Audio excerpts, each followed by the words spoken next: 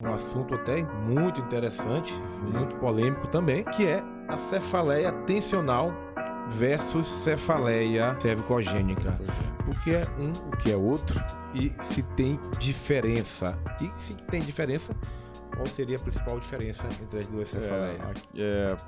Pra gente, fisioterapeuta, a gente já falou outras ocasiões aqui, que o nosso tratamento ele vai seguir a mesma linha, independente da classificação.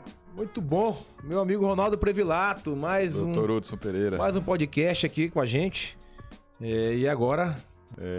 Ele segue nós vamos procurar o comportamento da dor, né? Nós vamos estudar o comportamento da dor do paciente aos diferentes estímulos das nossas técnicas e, independente do tipo de cefaleia, qual vai ser a resposta, né? A gente quer a resposta benéfica, a gente tem os padrões que a gente tem que reconhecer, independente de, né, se for uma cefaleia primária, se for uma cefaleia secundária. Então, por exemplo, a cefaleia cervicogênica, ela é tida como secundária, né?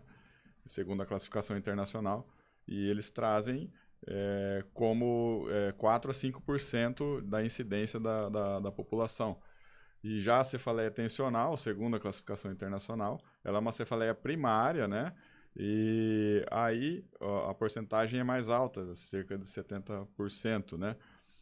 No entanto, esses critérios de diagnóstico, eles foram elaborados, esses rótulos, por quem não é especialista da cervical alta, né? Isso é um problema, né? Porque a gente, infelizmente, fica com uma estatística praticamente que não seria o correto, né? Sim.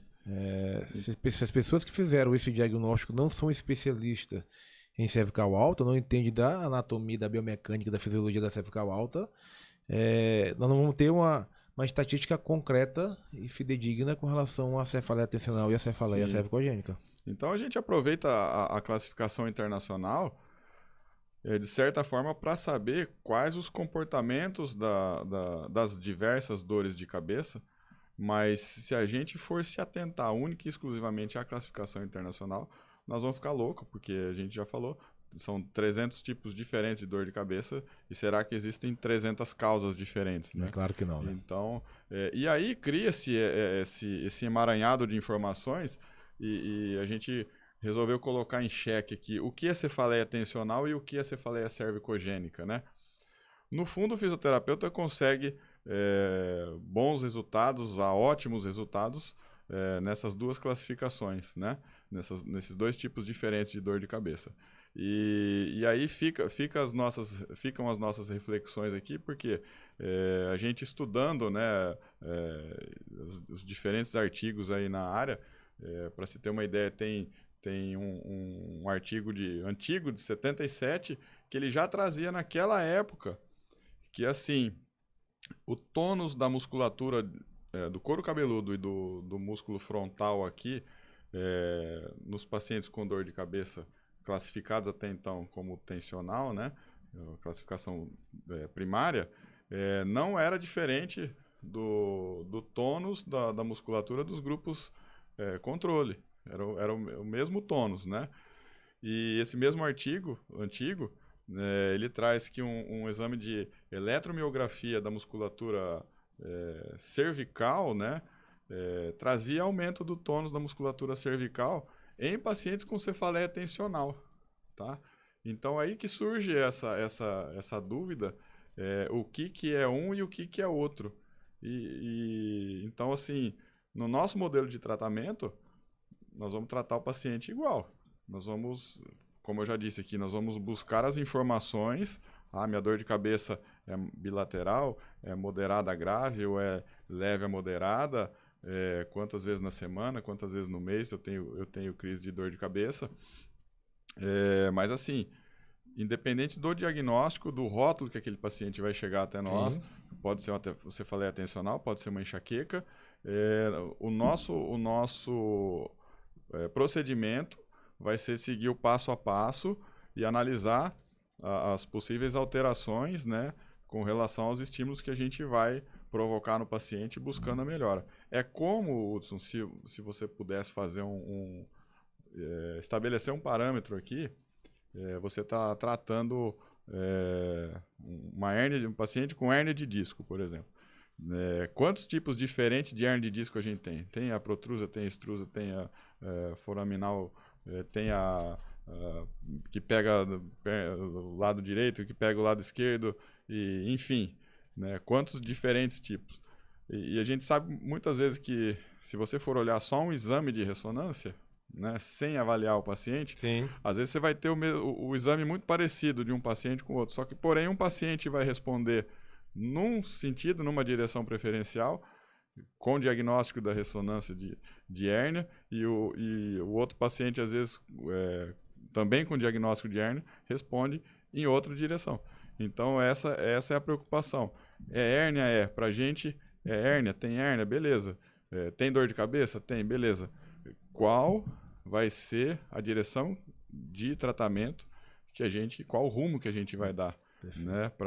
Isso não depende da gente, isso depende do paciente. Né? Do que foi testado na hora, né? A resposta sintomática que ele vai dar ao nosso tratamento, né? Então, em resumo, cefaleia tensional e cefaleia cervicogênica são a mesma coisa. A gente fica essa dúvida, porque se você for ver na classificação internacional, ele traz em dias, né, a tensional, tem a crônica acima de 15 dias, tem a episódica abaixo de 15 dias no mês de dor de cabeça, né, ele tem todo um script ali, mas na definição dela, tem aumento do tônus, a cervicogênica também tem, né? Sim.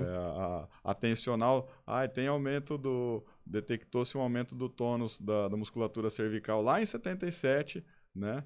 E os músculos assim, de couro cabeludo e frontal, o mesmo tônus do que do grupo controle.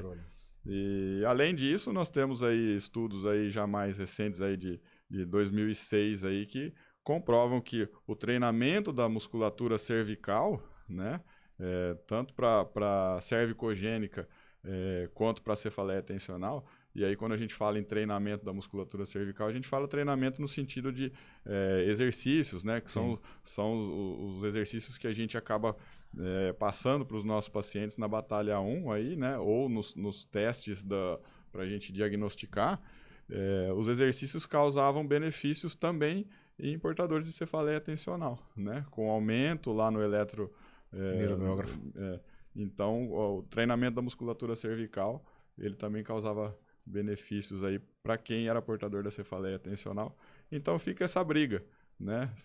O que é cefaleia tensional, o que é cefaleia cervicogênica, e para a gente... eu falo, não muda nada. Volto a falar, vamos tentar entender a dor daquele paciente, né? Sem rotular. Vamos analisar a clínica do paciente, Isso. Porque a clínica ela é sempre soberana, sempre será soberana. E o importante é que a gente vai ter que tratar de qualquer forma esse paciente sendo cefaleia tensional ou sendo cefaleia cervicogênica. Sim. Nós vamos ter que tratar por meio das nossas técnicas e utilizando aí o nosso raciocínio no pescoço do paciente. Exato. Perfeito. Muito bom. Esse foi mais um vídeo do nosso canal. Aproveita para acionar o sininho aí e curtir. Se inscreva no nosso canal, curte, comenta, compartilha. Pessoal, curtir é importante, porque quanto mais você curte o nosso vídeo, mais ele é entregue pelo YouTube, né? Exato. Pelas plataformas. Exato. Então, informação tem que andar, pessoal. Tem que andar, pessoal. Beleza? Muito obrigado pela atenção de vocês. Obrigado pela audiência. Encaminhe e compartilhe esse vídeo para o máximo de pessoas possível. Um abraço e Deus abençoe.